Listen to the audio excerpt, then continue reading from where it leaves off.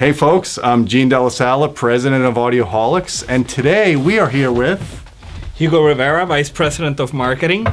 And Gene, I see we have some awesome products over here. What is this? Well, Hugo, you know that I'm a bassaholic. Yes. Like many of our readers, we love bass. You can't have good music or movies without the bass. That's for sure. Up to 70% of the experience is the bass. So today we're featuring two products from RBH Sound. Yeah. Very familiar with RBH Sound. Absolutely. So let me just give you a rundown of what we got here. On to the left of me, we have their S-10 subwoofer, which retails for $499. And over here, we have the SX-10, which retails for $900. Now, we have the hot rod version, Hugo, because as you know, we like everything over-designed. Yes, we do. So I had RBH put in the high-performance 10-inch driver on this baby. Oh boy. Which incidentally is the same driver that's in our $50,000 reference status AT towers. That's great to know because, I mean, if you look at it, huge price difference between what we have here and the reference system one. Absolutely. So when you get the high performance driver on this product, it adds about $400. It's about $1,300 retail. It bumps the power up just a little bit, about 350 watts. And into the EMP or RBH S10 version, it's a 150 watt amplifier. Now let me qualify why I just said EMP RBH.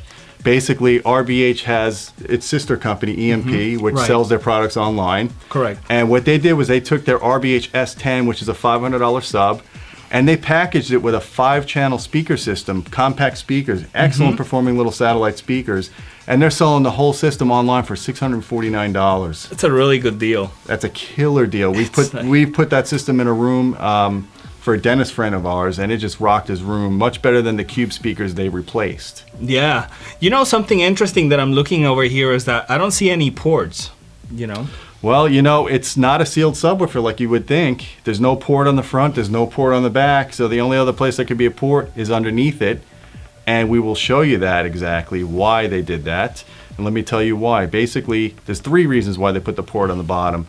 Number 1 is in a small box like these subwoofers are, you can't really get a very big port in them. Right. So in order to tune the box lower and get a longer port, the best way to do that in this case was to put the port on the bottom. That's pretty brilliant actually, because it allows you to go ahead and place it much easier, you know? Absolutely. You can put it right up against the wall. You're not going to have to worry about covering the port. The other reason why they put the port on the bottom is it actually helps couple the bass at the lower tuning frequency to the floor. So it gives you a little bit more output. And it also cuts down on any port noise. If you get any port chuffing or anything like that, it kind of acts as a filter in so many ways. Very interesting. What can you tell us about the main differences between these two? Well, basically, they're very similar products. You know, we did a full battery of measurements according to the Audioholics powered subwoofer protocol. And above 40 or 50 hertz, the SX-10R only has about 2 dB more output. But when you get to the really low-end bass below 40 hertz, this baby's got about 10 dB more output than the S10 version. So that's where the money comes in, the difference between the two. Yeah. Plus, the RBH SX-10R has got a much nicer finish. It's got a curved sides. The thickness of the cabinet, the front baffle on the SX-10R is 1.5 inches thick, which is really thick. That's unusual in a product in this price range.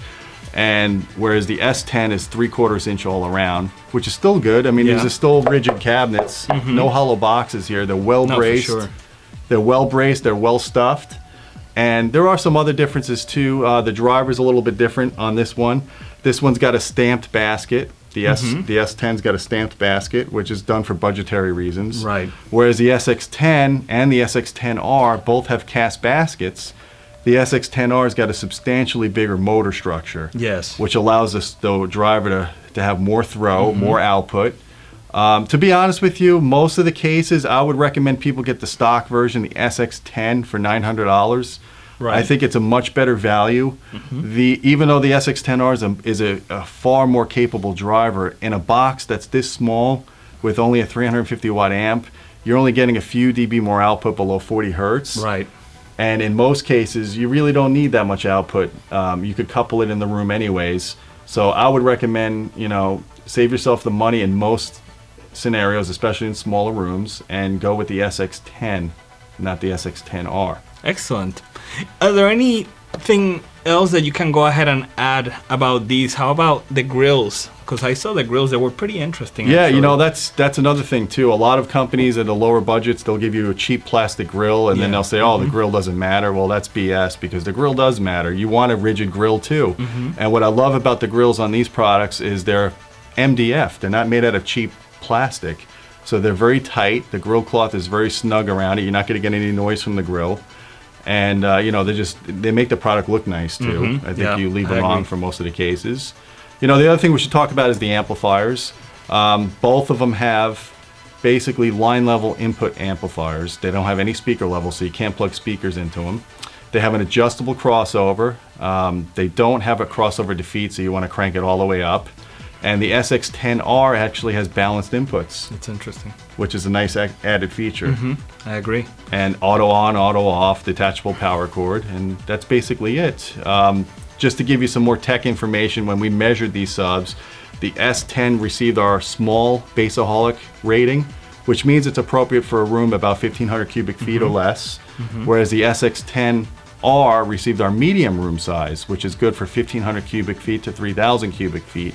I mean, really, you could put these subs in any size room, but in order to get the real high output that our baseaholics like, this is what we recommend. Small room for the S-10, medium room for the SX-10R. Doesn't look like there was any lack of design in these two products over here for sure. No, you know, they're solidly engineered products, and it's hard to make a small sub have substantial output, and RBH has done a really good job with this. We gotta have our hats off to them. Yeah, absolutely. Hats off to the RBH engineers. Really, really cool stuff over here. Great. Is there anything else you would like to add about them? Well, you know, I'd like to give everyone a little sneak peek. Unfortunately, I can't give a lot of detail, but I've heard a lot through the rumor mill.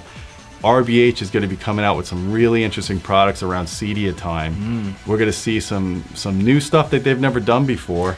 And quite frankly, it might shake up the industry a little bit. Well, we'll have to go ahead and take our hidden camera over there and do some spying, see No what's doubt. going on. No doubt, no doubt. Just stay tuned to Audioholics, because we will be reporting as we're privy to that information. And you know what, Gene, on that note, I want to invite everybody to come by our site, audioholics.com, and not only check out our extensive reviews and our many other articles on standards and how we measure things, etc. And do-it-yourself articles too. We have a lot of that. Absolutely. As well. But also, I want to invite everybody to sign up to our free newsletter, which we send out at least once a week. Sometimes you may get it twice. And just for signing up to the newsletter, you also get our top AV picks, okay? And Gene is going to go ahead and talk a little bit about this really cool ebook that you can go ahead and completely free of charge from us. Yeah, thanks, Hugo. Basically, every year we come out with a new ebook. We look at the products on the market, whether it's through reviews or just looking at specs and how things place in the market. And we come up with our top picks for the year. So if you want to know for at a certain budget what subwoofer to buy, like for example these guys, or if you want to do an amplifier or receiver or Blu-ray player, we put the gamut of all the different products and we give you some really solid recommendations. Absolutely. An easy to print guide that you can go ahead and take with you anywhere, so you can go ahead and get exactly what you're looking for. At any rate, thank you so much for watching us. Just please feel free to go ahead and click like below if you enjoyed this video, and also to share it with your friends on Facebook, Twitter, Google+, and any other social media you may have. Thanks again, and until next time, Keep listening.